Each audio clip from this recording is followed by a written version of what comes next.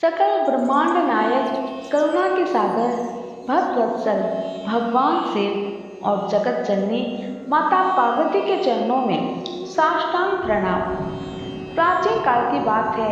एक समृद्ध राज्य था, सुख शांति और समृद्धि से भरपूर। इस राज्य के राजा का नाम था सोमदत्त और रानी का नाम सुलोचना देवी। दोनों ही भगवान शिव के परम भक्त थे। प्रतिदिन प्रातःकाल शिवालय जाते, बेलपत्र, दूध, जल, धतूरा चढ़ाते और शिव पंचाक्षरी मंत्र से प्रभु का जाप करते। परंतु एक पीड़ा थी जो उन्हें हर क्षण व्यथित करती, संतान सुख का अभाव। वर्षों से राजा और रानी शिव भक्ति करते रहे, दान पुण्य यज्ञ हवन, लेकिन कोई संतान नहीं हुई। रानी का हृदय संतान की लालसा में तड़पता रहता। एक दिन जब शिवरात्रि का पर्व चल रहा था, उसी समय राज्य में एक दिव्य साधु पधारे। साधु अत्यंत तेजस्वी थे। राजा ने साधु के आने की सूचना पाते ही ससम्मान राजमहल बुलवाया। स्वयं द्वार पर जाकर साधु का स्वागत किया, उनके चरण धोए और स्वर्ण आसन पर विराजमान किया। उत्तम भोजन, वस्त्र और आराम की व्यवस्था की गई। उनके चरणों में नतमस्तक होकर राजा ने महर्षि से कहा, गुरुदेव, हमारा जीवन धन्य है जो आप हमारे राज्य में आए। हे महर्षि, हम पर कृपा करें। भगवान की अनुपम कृपा से सब कुछ है, लेकिन संतान सुख का अभाव है। साधु ने ध्यान लगाकर उत्तर दिया, हे राजन, तुम दोनों 16 सोमवार व्रत करो। भगवान शिव को प्रसन्न करने का यह अनुपम उपाय है।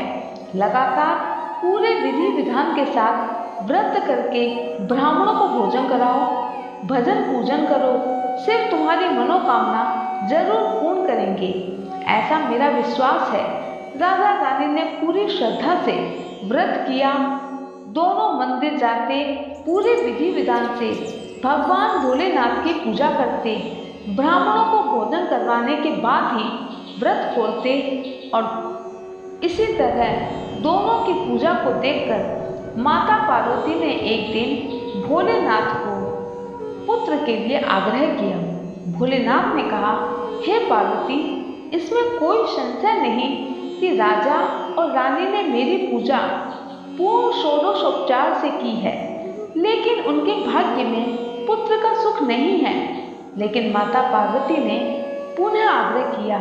तब अंतिम व्रत के दिन रात्रि को रानी को स्वप्न में भगवान शिव स्वयं प्रकट होकर बोले, हे देवी, तुम्हें पुत्र होगा।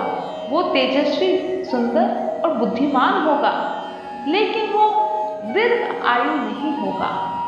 वह तेजस्वी, सुंदर और बुद्धिमान होगा, लेकिन दीर्घायु नहीं होगा।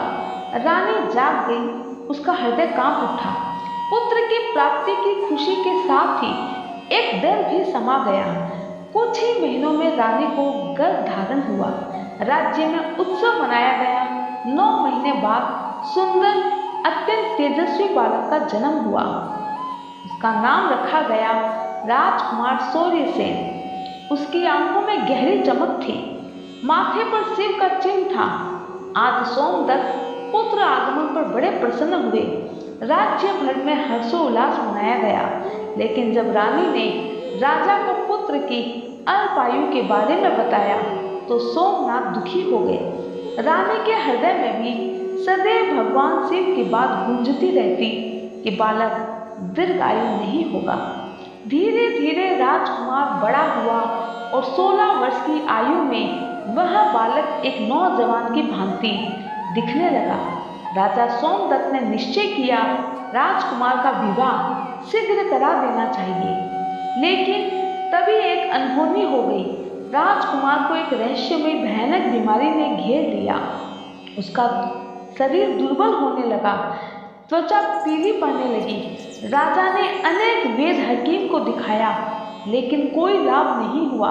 राजकुमार ने जब यह देखा कि उसके कारण पूरे राज्य में शोक का वातावरण है, तो उसने नगर के बाहर जाने का निर्णय लिया और पिताजी से कहा, पिताजी, मैं प्रकृति के सानिध्य में कुछ समय रहना चाहता हूँ। आप मेरी चिंता न करें, भोलेनाथ पर विश्वास रखें। राजा ने बड़े भारी मन से अनुमति दे दी। राजकुमार अकेला घोड़े पर सवार होकर जंगल की ओर निकल पड़ा। प्रकृति के सौंदर्य में रम गया, लेकिन उसी जंगल में वह रास्ता भटक गया। भूख प्यास से व्याकुल राजकुमार एक पेड़ के नीचे बैठा। उसी समय एक ब्राह्मण कन्या, जिसका नाम संध्या था, पूजा के लिए जल लेने नदी किनारे आई। संध्या शिव भक्त थी। वो शिव की आराधना करती और पिता की सेवा में लगी रहती। राजकुमार को उसने देखा तो वह चौंक गई। संध्या ने राजकुमार से पूछा, आप कौन हैं? राजकुमार ने कमजोर स्वर में कहा, मैं एक पथिक हूँ, प्यासा हूँ, क्या मुझे थोड़ा जल मिलेगा? संध्या ने पहले जल पिलाया, फिर अपने आंचल से उसका चेहरा पोंछा। राजकुमार की आंखें नम हो गई। कुछ ही पल में दोनों एक दूसरे के प्रति आकर्षित हो गए। संध्या ने राजकुमार को आश्रम में चलने के लिए आग्रह किया, वहां भोजन करवाया। संध्या को यह ज्ञात नहीं था कि यह कोई साधारण युवक नहीं, बल्कि स्वयं एक राजकुमार है। राजकुमार ने ब्राह्मण कन्या से कहा, मैं एक राजा का पुत्र हूँ, मैं तुमसे विवाह करना चाहता हूँ, यदि तुम स्वीकार करो। संध्या ने मुस्कुराकर कहा, यदि भगवान शिव की यही इच्छा है तो मुझे इनकार नहीं। थोड़ी देर बाद दोनों अपने घर को लौट गए। संध्या ने अपने पिता से अपने मन की बात कही। दूसरी तरफ राजकुमार के माता पिता मन ही मन प्रसन्न हुए। विवाह की तैयारी शुरू की गई। कुछ समय बाद संध्या और राजकुमार का विवाह संपन्न हुआ। राजमहल में पूरे धूमधाम से आयोजन शुरू हुआ। राजकुमार सूर्यसेन और ब्राह्मण कन्या संध्या का विवाह अत्यंत श्रद्धा और वैदिक विधि से संपन्न हुआ। संध्या की आंखों में सपना था, एक भक्ति में रमा जीवन, एक प्रेममयी गृहस्थी और शिव की कृपा से संजीव संसार। विवाह के उपरांत जैसे ही विवाह की रात्रि आई, संध्या ने पहली बार अपने पति को एकांत में देखा। उसकी आंखों में मधुरता थी, पर चेहरा थोड़ा मलान सा था। राजकुमार ने हाथ जोड़कर संध्या से कहा, संध्या, मैं तुम्हें एक सत्य बताना चाहता हूँ, कृपया बुरा मत मानना। तुम्हें भगवान शिव की कृपा से मैंने पाया है। मुझे एक गंभीर बीमारी है। मेरे माता पिता ने देश देशांतर के वेद बुलवाए, अनगिनत दवाएं दी, पूजा पाठ यज्ञ हवन सब कुछ करवाया, लेकिन कोई लाभ नहीं हुआ। मैं नहीं चाहता था कि तुम बिना जाने मुझसे विवाह करो, पर नियति ने हमें एक कर दिया। तुमको देखने के बाद तुमसे दूर होने की मैं सोच भी नहीं सकता था। अब यह बताकर मैं तुम्हें ठगना नहीं चाहता। यह सुनते ही संध्या एक पल के लिए चौंक गई। उसका चेहरा सहम गया, वो स्तंभ हो गई और तुरंत स्थिर हुई और उसकी नजरें गहराई से राजकुमार की ओर उठी। उसने धीरे से कहा, स्वामी, मुझे भगवान शिव और माता पार्वती पर अटूट विश्वास है। मैं जानती हूँ यह विवाह कोई संयोग नहीं, बल्कि स्वयं भोलेनाथ की इच्छा थी। अगर आप सच कह रहे हैं तो वह मेरे लिए ईमानदारी है, धोखा नहीं। अब मेरा धर्म यही है कि मैं आपकी सेवा करूं, आपकी रक्षा करूं। राजकुमार को संध्या की आंखों में कोई डर नहीं दिखा, कोई पछतावा नहीं, कोई उपालंघ नहीं, बस एक स्थिर विश्वास और प्रेम। संध्या ने उसी क्षण प्रण किया, आज से मैं भगवान शिव और माता पार्वती के 16 सोमवार व्रत आरंभ करूंगी। मेरे व्रत, मेरी सेवा और मेरी भक्ति से आप पूर्णतः स्वस्थ होंगे, ऐसा मेरा संकल्प है। राजकुमार की आंखों में अंशुधारा बहने लगी। वह बोला, संध्या, तुम केवल मेरी पत्नी नहीं, मेरे जीवन दाता हो। यदि कोई चमत्कार मुझे जीवन दे सकता है तो वह तुम्हारी आस्था है। ऐसा कहकर राजकुमार ने संध्या को गले लगा लिया।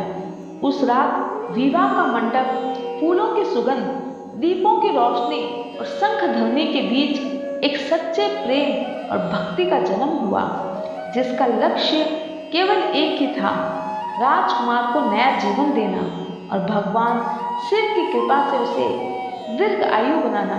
लेकिन विवाह के बाद भी राजकुमार की बीमारी बढ़ती गई। वेद अब भी कोई उपाय नहीं खोज सके, लेकिन संध्या अपने व्रत पर अटल रही। विवाह को कुछ ही दिन बीते थे।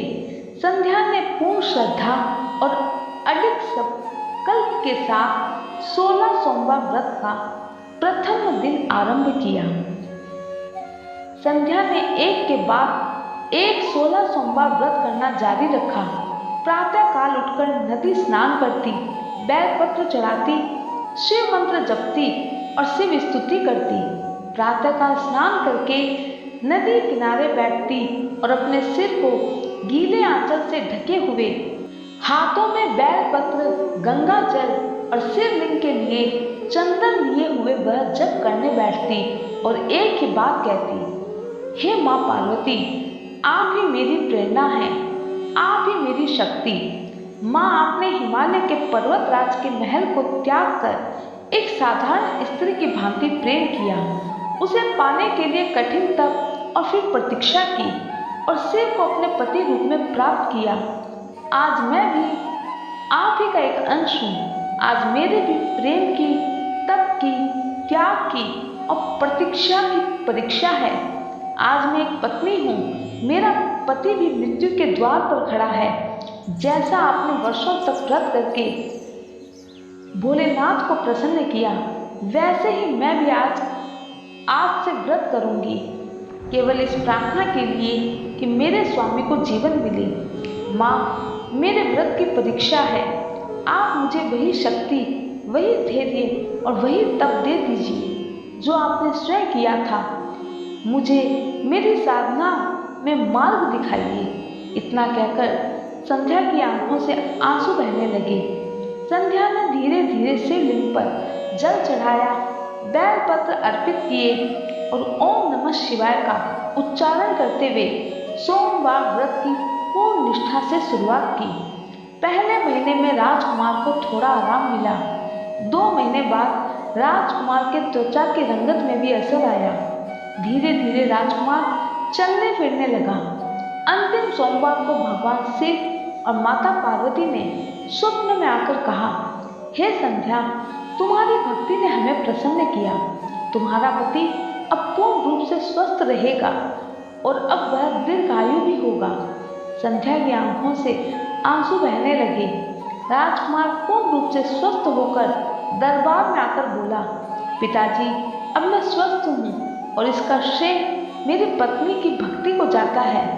राजा ने पूरे राज्य में यह संदेश प्रसारित किया। 16 सोमवार व्रत न केवल दीर्घायु देता है, बल्कि मृत्यु के मुख से जीवन भी लौटा सकता है। जब भक्ति सच्ची हो तो भाग्य भी बदलता है, और जब एक पत्नी का प्रेम, श्रद्धा और विश्वास शिव को समर्पित हो तो देव भी अपने नियम बदल देते हैं। संध्या और सूर्य सेन का प्रेम और भक्ति की यह कहानी पूरे राज्य में गाई जाने लगी। भाइयों और बहनों, 16 सोमवार व्रत भगवान शिव को अत्यंत प्रिय है। सच्ची श्रद्धा से किया गया यह व्रत भाग्य को भी बदल सकता है।